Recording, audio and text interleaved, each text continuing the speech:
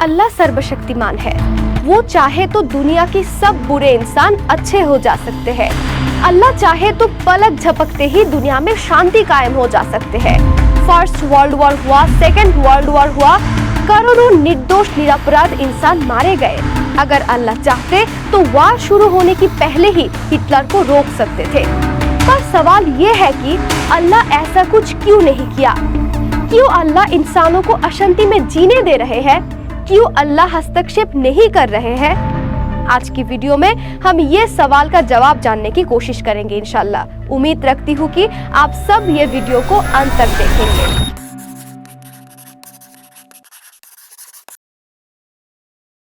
प्रिय दर्शकों, बहुत लोग ये सवाल का जवाब पूछते हैं कि अल्लाह सर्वशक्तिमान होने के बाद भी क्यों दुनिया में कमजोरों के ऊपर अत्याचार बंद नहीं हो रहा है?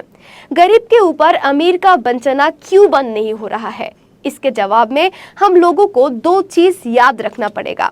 सबसे पहले, यदि आप पवित्र कुरान की मनुष्य सृष्टि के बारे में जो आयत है उसकी तरफ देखेंगे तो जानेंगे अल्लाह इंसानों को अपना खलीफा बनाकर भेजा है। खलीफा का मतलब है प्रतिनिधि, जिसके बारे में इस चैनल में ऑलरेडी एक वीडियो अपलोड हो चुका है। अगर आप नहीं देखे हैं तो चैनल में जाके देखने की अनुरोध रखती हूँ। तो दर्शकों, इंसानों को अल्लाह ने दुनिया में अपना प्रतिनिधि बनाकर भेजा है।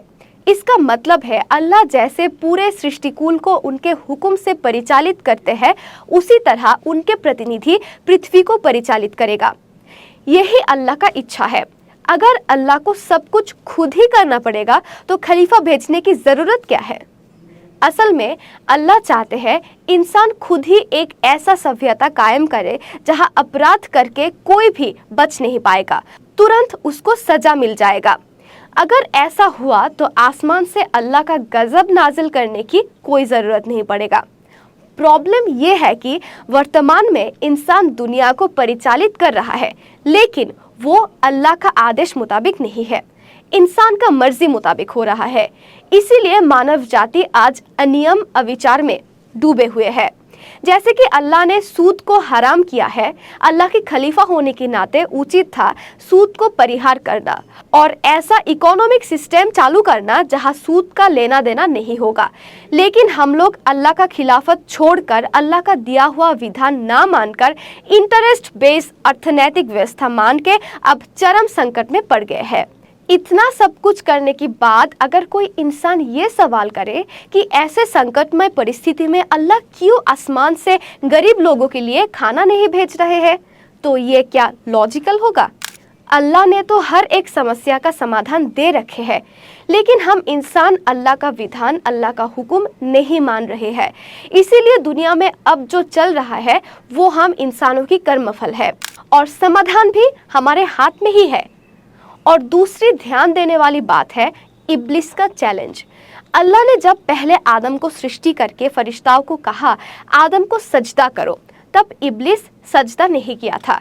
तब अल्लाह ने इब्लिस को उनके आरश से निकाल दिया था और तभी इब्लिस अल्लाह को चैलेंज दिया कि जिस आदम के वजह से मुझे निकाला जा रहा है, अगर मुझे उस आदम संतान के शरीर, मन, मगज में घुसने की पावर दिया जाए तो मैं साबित कर दूंगा कि अल्लाह का बनाया हुआ सृष्टि इंसान अल्लाह का बात नहीं मानेगा, अल्लाह का हुक्म नहीं मानेगा। ये सुनने के बाद अल्लाह ने इब्लिस का चैलेंज को एक्सेप्ट किया, इब्लिस को शक्ति दिया ताकि वो इंसान का मन मगज में घुस के प्रभावित करके अल्लाह का हुक्म अस्वीकार करा सके। तब इब्लिस कहा था वो इंसान को सिरातल मुस्तकीम अर्थात सीधा रास्ते से भड़काकर गलत रास्ता पर चलाएगा।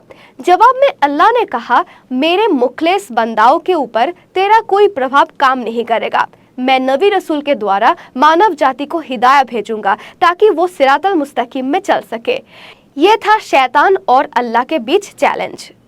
प्रिय दर्शकों, अब भी स्पष्ट हो गया है कि इब्लिस क्या चाहता है और अल्लाह क्या चाहते हैं। मानव जाति के हजारों साल के इतिहास में हम लोग देख सकते हैं शैतान हमेशा इंसानों को अशांति की तरफ ले जाने की कोशिश करते हैं। दूसरी तरफ अल्लाह अपनी नबी रसूल के द्वारा सही रास्ता दिखाते हैं। लेकिन अल्लाह खुद इब्लिस को खत्म नहीं किया या अपने शक्ति को इस्तेमाल करके इंसान को सही रास्ता पर नहीं लाया। कारण अगर अल्लाह ऐसा कुछ करते तो उस चैलेंज का कोई मतलब नहीं होता। अल्लाह चाहते हैं इंसान खुद जानबूझकर अपना दिमाग इस्तेमाल करके अल्लाह को विजित करे। अल्लाह चाहते हैं इंसान ये साबित करके दिखाए कि इंसान को अल्लाह का खलीफा बनाकर भेजना सही था और असल में इंसान ये खिलाफत का काम करने में सक्षम हुआ। प्रिय दर्शकों, उम्मीद है कि आप लोग समझ गए किस वजह से अल्लाह इतना जुल्म, इतना अत्याचार देखने के बाद भी खुद हस्तक्षेप करके कुछ नहीं कर रहा है। अगर अल्लाह ही सब कुछ करे तो इंसान का स्पेशलिटी क्या है? तो दर्शकों, अब समय आ गया है कि इब्लिस के दिखाया हुआ रास्ता छोड़कर सिरातुल मुस्तकीम में चलने की, इंसान का बनाया हुआ सिस्टम छोड़कर अल्लाह की सिस्टम चालू करने की। तो ही हम दुनिया में ये अशांति दूर करके शांति कायम कर सकेंगे।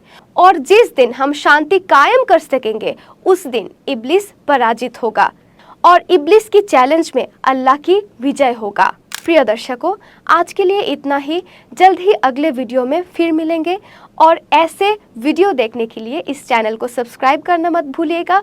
और अगर सबसे पहले नोटिफिकेशन पाना चाहते हैं तो बेल आइकन में क्लिक करके हमारी साथ ही रहेगा। आज के लिए अलविदा, अल्लाह हाफिज, सलाम वालेकुम।